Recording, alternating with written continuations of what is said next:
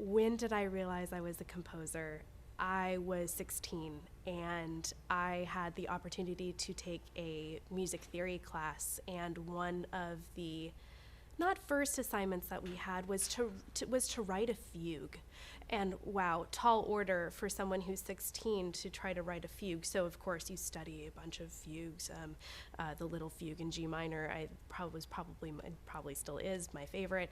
And I studied it and tried to make my own fugue, and failed at it miserably.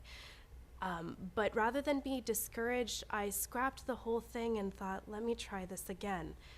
And interesting as the formula is to try to write a fugue, I still didn't like my second attempt. And it became this obsession with how to figure out a puzzle in a way. And that's initially really what got me into composing, was finding a question that kept being asked but rephrased in different ways, but trying to find new ways of answering it. Composing doesn't always happen at the most convenient times.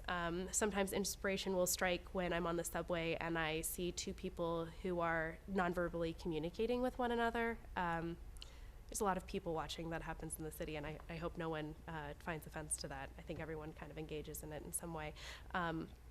But I'm often in transit and inspired by the rhythms that I hear around me, or those bits of nonverbal communications, those sparks that you see that you wonder if your life is much different and how you would translate that moment into music.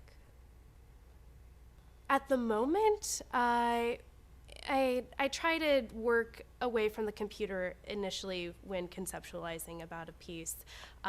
At the moment, I happen to have a vibraphone in my possession. So in terms of picking pitch materials, I've been really hands-on in that aspect of things, and feeling space between notes, but physically with my hands. So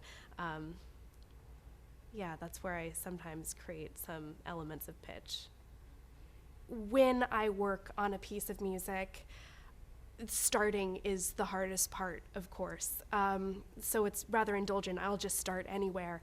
And more often than not, I won't start at the very, very beginning of a piece, but realize that I've started maybe a third of the way through, and it's about, sometimes I get so excited about everything I could possibly want to say that it just comes out in one large chunk, and it's about trying to find a way to pull the bits and pieces out of that chunk and to weave it into something that really comes more naturally into being, and sometimes dissolves into those bits and fragments again.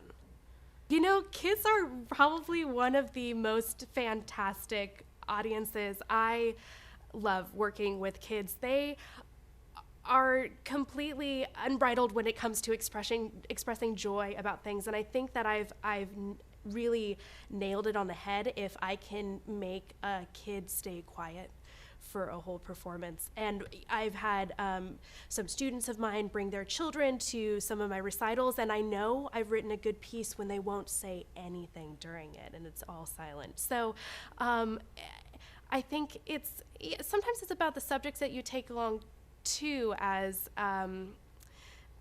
narratives, and I think keeping them fun and fantastical and surreal is a way to engage younger audience members, and to making them imagine more and connect the dots in their own way.